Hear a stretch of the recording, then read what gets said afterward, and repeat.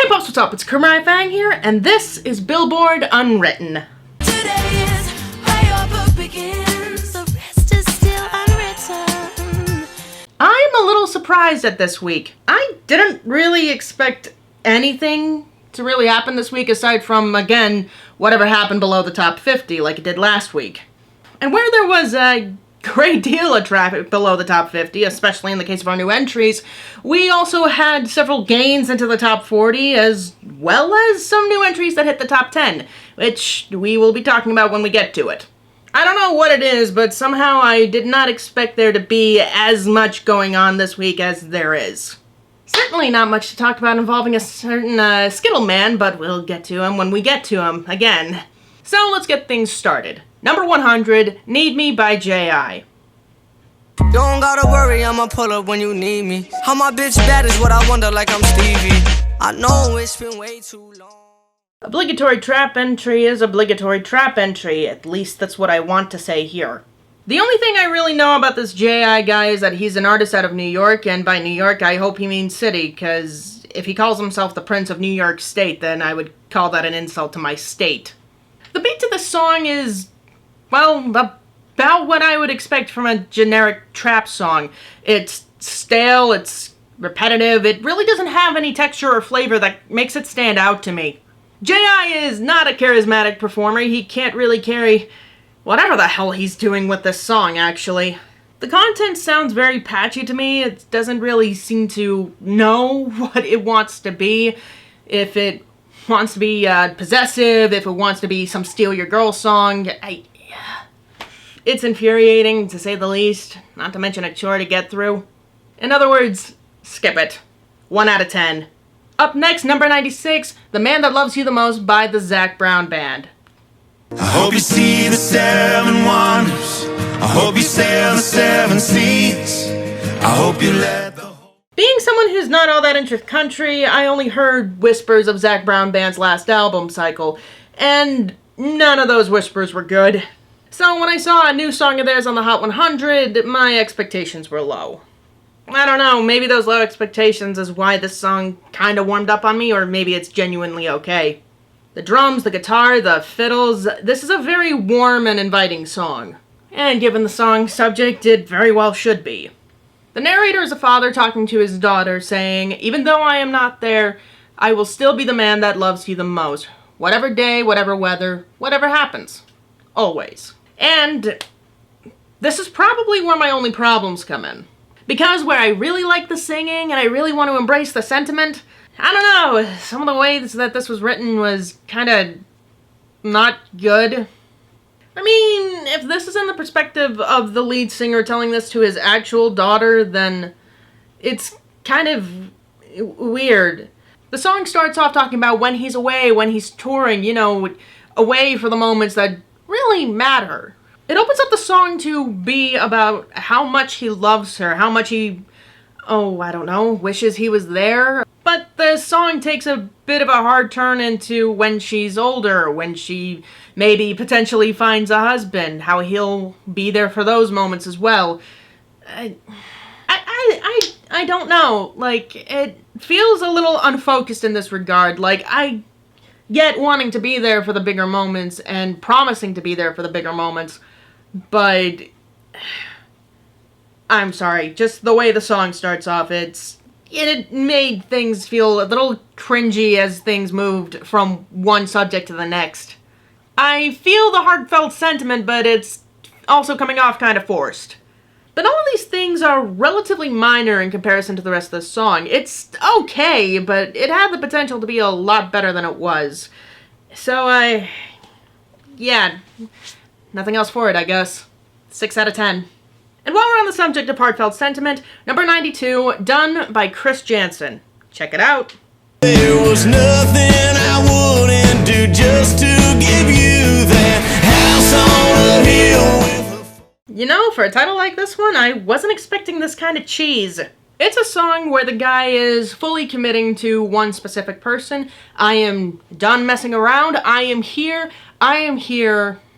until the very end. There are a couple moments where it feels like he's being a little pushy, but for the most part, this just comes off being too damn cute. And once again, we have music that creates this very warm and very loving energy that is honestly kind of hard to make me turn away from it. But also kind of helps that I really like Chris Jansen's voice. I enjoy listening to this probably more than I should. So yeah, 7 out of 10. Check it out. Up next, number 83, Do It by Chloe and Haley.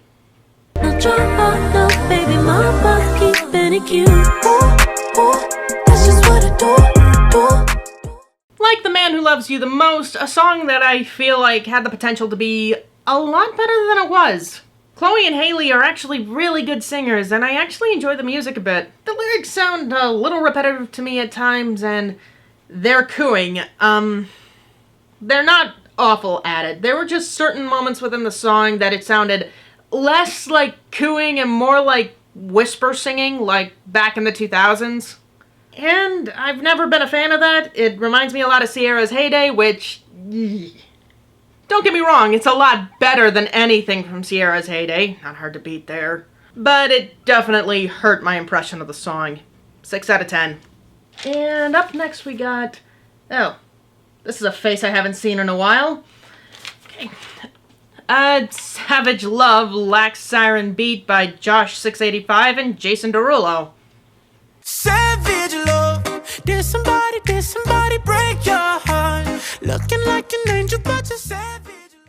Well, the first thing on my mind is that if this becomes a bona fide hit, then Sean and Diane are really gonna have to correct themselves from their 2014 video. Particularly Sean, who said that Derulo's career was dead. Should we call him Sean Stradamus? But okay, Savage Love. Okay, first things first, the content is actually really, really good. Centered around a woman who goes back and forth between her current boyfriend and Derulo just wants her to stick around, even if she's just using him. Playing the desperate guy to a T, and it's actually very amusing to me. But then we have to go into Derulo's singing, and... ooh. For the most part, he's fine. Like, I've heard worse vocal performances, but oh dear God, does he go into his higher register. The higher register that he should not peek into at all, for the record. The higher he goes, the closer he does to sounding like he did on Trumpets in 2014, which... I think we can all agree that that's an avenue he should never go down ever again, especially with the singing falsetto.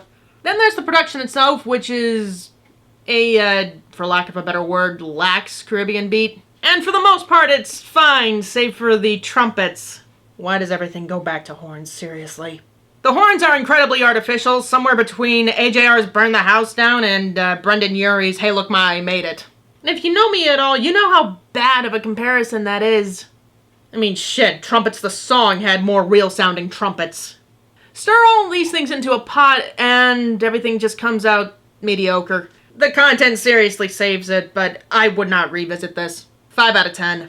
Up next, number 65, Tommy Lee by Tyler Yahweh and Post Malone. Check them out. You always talking about it, yeah. You always talking about it. You say that you're rapping about it, yeah. But I see that you got a... I want to say something nice. I really do. I've warmed up to Post Malone a lot, and to be fair, he's really good here. But, how do I put this? Tyler Yahweh is a bit of a non-presence. He doesn't really stand out as a performer, and that really hurts him, especially up against yet another bland trap beat. Especially alongside Post Malone, whose delivery and personality are way more distinct. And the subject matter is basic flexing, so I can't even take anything home with this. It's not god-awful, but I definitely didn't enjoy it. 4 out of 10. Next up, number 59, Snow on the Bluff by J. Cole. Niggas be thinking I'm deep, intelligent, fooled by my college degree. My IQ is average, there's a young lady out there, she way smarter than me. I scroll through her timeline and Oh boy, the production does a lot of heavy lifting. It really does. Because trust me, if it didn't, I would have probably put it in the trash can alongside the other ones. It's very blues jazzy, which I'm a little bit of a sucker for. And the way that the song plays out at the end is actually very appealing to me. I go back if only for the way the song ends. But then we have to get to J. Cole himself, and what exactly he's talking about on the song. My first impression of this was that it was supposed to be taking some political stand because of, well, everything that's going on lately, which would make sense, especially since his peers seem to be doing the exact same thing. Again, we'll get to it when we get to it. And there are definitely hints of that within the writing itself. But the song starts off talking about a rapper by the name of No Name. I don't know much about this rapper other than she's progressive and how active she is on Twitter speaking out against, well, the current events, with all the protesting, with fighting for systemic change. And this song opens up with J. Cole criticizing her, specifically for her tone. Like, why? What's the point? It'd be one thing if she said something specific about J. Cole, or if she posted something specific about the current politics, or the things that are going on that he disagreed with, which, if that were the case, he should have brought it up. But that's not the case. He keeps things very generalized, and speaks as if No Name's just entitled and acting like she's above everyone else, which, okay, make your case. Is this supposed to be a diss track, or is it supposed to be political? If it's both, you don't really mix them all that well. Speaking of J. Cole as a performer, aside from his feature in A Lot by 21 Savage, I really don't like him as a performer. It feels like every time he opens his mouth, things go in one ear and out the other, and if I weren't trying to pay more attention this time, that's probably what would have happened with this song. Once again, the production does a lot of heavy lifting, and it does boost the song's quality value up. Just not enough for it to be even decent. 5 out of 10. And speaking of rappers I couldn't give two shits about, number 54, Shot of Flow 5 by Untitled Chapter. I whip the pad like I can Tina. I just got me a beamer. Used to ride his steamers. I'm hot as jalapeno. You know, give J. Cole this. At least he didn't make it a chore for me to get through his song. Once again, standard trap beat is standard trap beat. Very stale, very generic, not a lot to write home about. The writing feels all over the place, partially because I can't understand half of what Untitled Chapter is saying, and what little I do understand is just disturbing. Aside from barely being able to stay on the beat, at best, Untitled Chapter does something very Nicki Minaj-like. There comes a point where he seems like he puts on a caricature of some kind, and he goes into some, I want to say, higher and stranger voice where I can hear his voice cracking. And somehow with each syllable that comes out of his mouth while he's doing this, things just get more and more disturbing. And to make a Shot of Flow 5 when I barely remembered that there was one Shot of Flow, that's just desperate. And this song's embarrassing. 1 out of 10. Up next, number 52, Go by the Kid Laroi and Juice WRLD. Go. She always be talking like she no. I told her don't ever leave me alone. So apparently the Kid Laroi is an Australian singer-rapper guy who had a relationship with Juice WRLD. And yeah, I can kind of see it. Specifically within the writing of this song, which is very immature, very all over the place, kind of like Juice WRLD's previous hits. The Kid Laroi definitely does not have the personality that Juice WRLD had. Even if that personality was some kid who didn't know how to process his own emotions at best. But Juice WRLD did still have some genuine songs that showed some potential for growth, and that actually displayed more of his personality than his hit songs did. Kid Laroi, on the other hand, he's definitely a non-presence, and honestly, if not for this catchy hook, he probably wouldn't have charted as high as he did. Well, that and aside from the Juice WRLD association, again. But overall, with the music, no, would not return to this. 4 out of 10. Up next, Make It Rain by Pop Smoke featuring Rowdy Rebel. Check it out. I make it rain on whoever. I make it rain at whoever. Bitch, I'm a dog, a blue devil. I got the hoes like Hugh Hefner. I make it rain on whoever. Even after Pop Smoke died, I didn't really look into much of any of his music. I mean, sure, I heard the stuff that crossed over to the Hot 100 whenever it did, but outside of that, I know next to nothing about this guy. So, I guess I shouldn't be surprised that the first song I go to listen to in full is from a posthumous album that was released after he died. That's not to offend Pop Smoke in any way. He sounds good on this song, even though this is probably something that was never meant to see the light of day. And I do like the bombast within the production itself. It's just, I don't know, maybe it's just some of the bars that I don't like that's making me kind of hesitant to even call this a good song. Because the energy within this song is actually kind of good. If only a tad stiff. But, hey, I guess it's alright. 6 out of 10. And moving on from that, we jump up to number 3, The Bigger Picture by Lil Baby. Take a listen. It's bigger than black and white.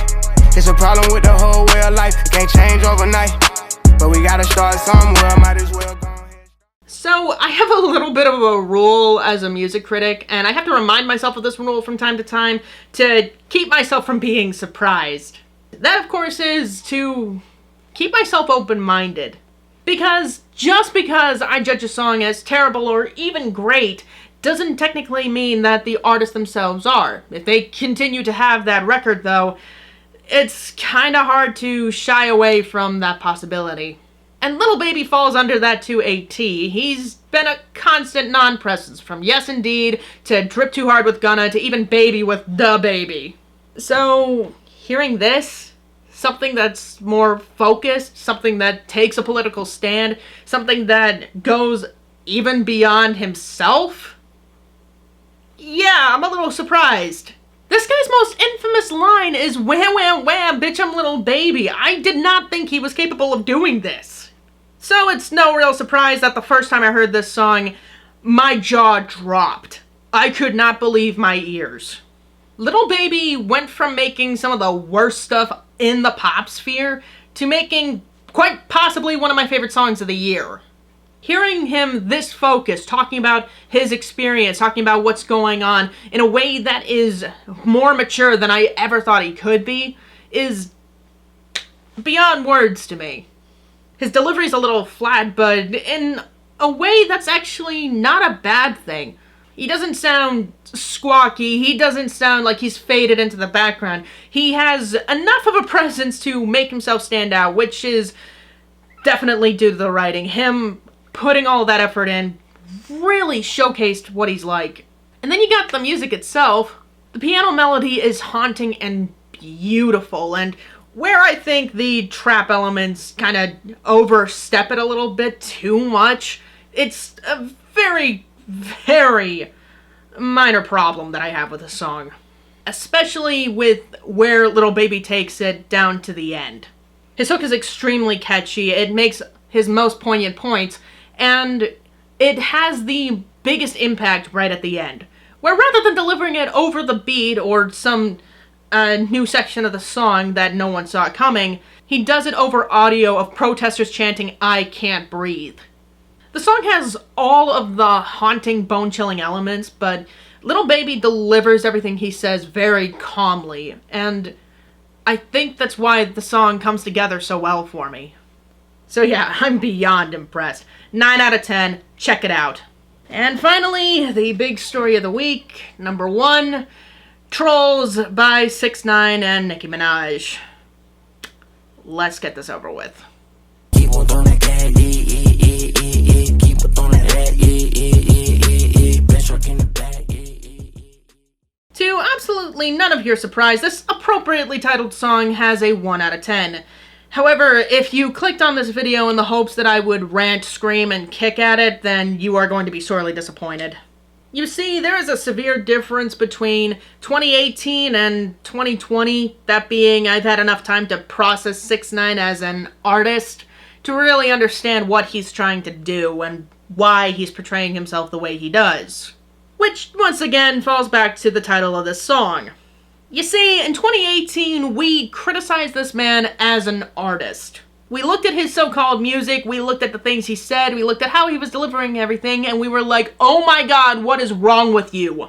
In 2019, he had a guest feature on Swervin' by A Boogie with the Hoodie, which kinda mellowed things out. We had an almost rainbow-less year from him, but it started to get me thinking about what it was about this man that was so shocking.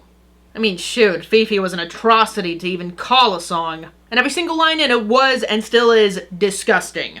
Kinda like this song in that regard. I suppose 6ix9ine was going for a part 2, which is kinda how I look at Gooba. It's like trying to be Gummo again. The big shock, the big, oh dear God, why? Which, really? Now, 4 hit singles and a guest feature later, we're done. The shock value's worn off. And 6ix9ine's floundering about is leaving me the impression that he is desperately trying to hit it again. So I'm left with a song that leaves me less angry and more pessimistic. I mean, thankfully it has an actual beat this time, which is bar none the most tolerable one he's ever had.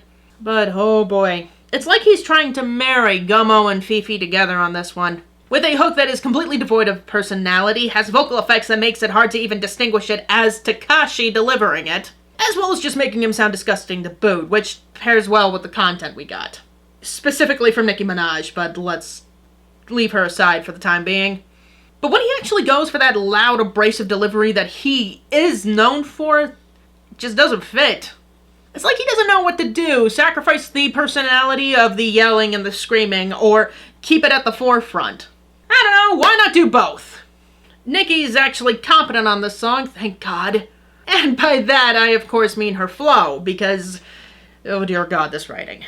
I called this an aptly named song, and yeah, that's a decent description of it. It is middle fingers up, we know you hate it, we know that you hate that we're here, that we're being awesome, that we have a chart topper, whoop whoop!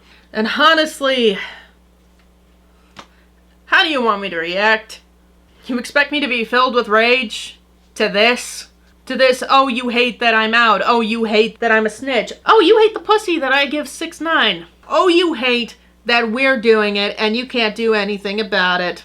So yeah, 6ix9ine, Nicki Minaj, song called TROLLZ, that's essentially everything I expect from it, but worse.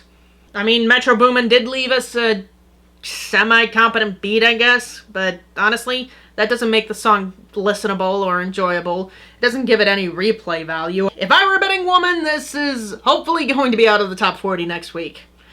God, I hope. So that was this week's Hot 100, and looking at the grades that we got for all of the songs, it averages out to about 46% for overall quality for the new entries.